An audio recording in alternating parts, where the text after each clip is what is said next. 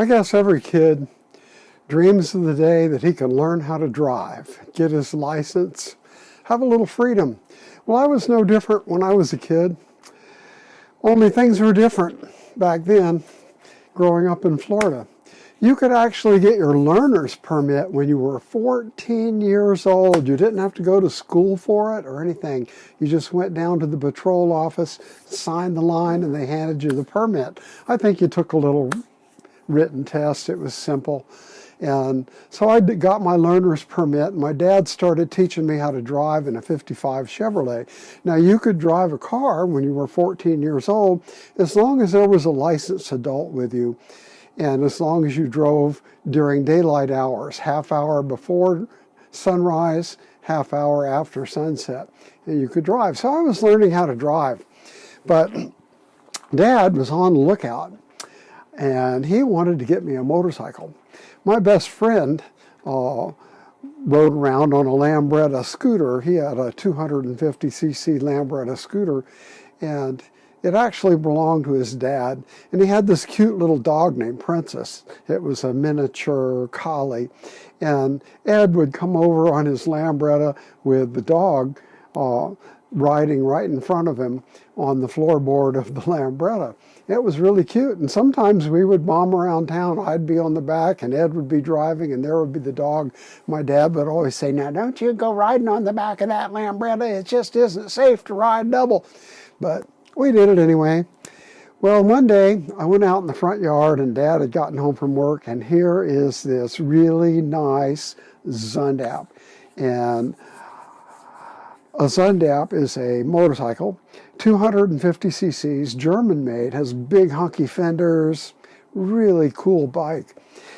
And back then you could ride, when you were 14, you could ride any motorcycle you wanted to ride as long as it was 14 and a half brake horsepower or less. And when you know it, the Zundapp was 14 and a half brake horsepower, right on the limit. And that thing would really go. I never told my dad this, but one day I took it out to Gandy Bridge just to see what it would do, and wow, it would do 90 miles an hour, wow. And so I started learning how to ride it. At first, Dad kind of walked me around with it, and I learned how to balance it, and he had me putt around the church parking lot, which was right next to our house. And then the moment came that I took off on the road for the first time, and I was so thrilled. I am on my own, on the road, with a motorcycle, my own motorcycle. How exciting. I was just thrilled. I couldn't wait to drive it to school. I couldn't wait to just learn all kinds of things. And as it turns out, we used the motorcycle a lot. Me and my best friend Ed DeBee, he had a Lambretta, and our other friend Terry Turner, he had a Vespa scooter. Now that Vespa was only 150 cc's, and he was real proud of it and really smiled big about it and wouldn't trade it for anything, but he couldn't keep up with us. It was sad. We would just leave him at the dust at the lights and have to wait for him. We'd look back and there'd be Terry way back a mile down the road, and we'd be zooming along. He'd finally catch up to us once that thing got going. And so we had gobs of fun on those motorcycles. I remember the first day I had to get gas. Now you had to mix oil with the gas on a Zundapp. You had to pour the oil in the tank first and then put the gas in. And I used to carry a little can of oil in my seat, go to the gas station, flip the seat up. And I remember my first time getting gas, it was kind of strange because Mom and Dad always bought gas for the cars. And here I am on this motorcycle. The attendant comes back out. Back then they had gas station attendants that would fill your tank for you and wash your windshield. The attendant comes out, "What do you want, Bud?" I said, "Fill her up." And so I poured my oil in, and he fills the tank. And I says, "Only do a gallon and a half because that's how much oil I have." And so he metered out a gallon and a half of oil. Then he kind of wiped down my headlight, and I was ready to tear off on my way after I paid the price of the gas. I think it was probably a quarter. Gas was cheap back then, and I was on my way. And I thought that was really, really, really the life, having my own motorcycle when I was 14 years old.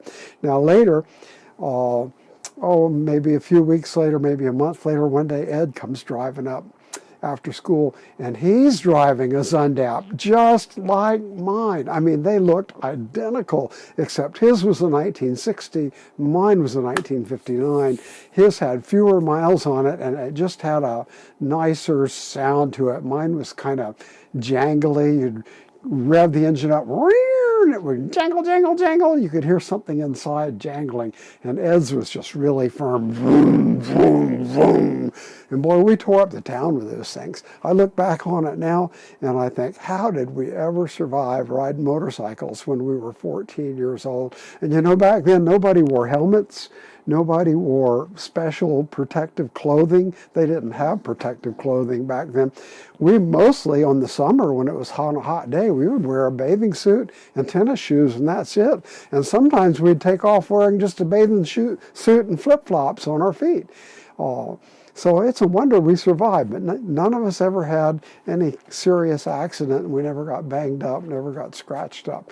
I think maybe the Lord was watching over us. That's the only way I can explain it, because we were really wild and reckless and ready to go. And that's the way it was with my Zundapp.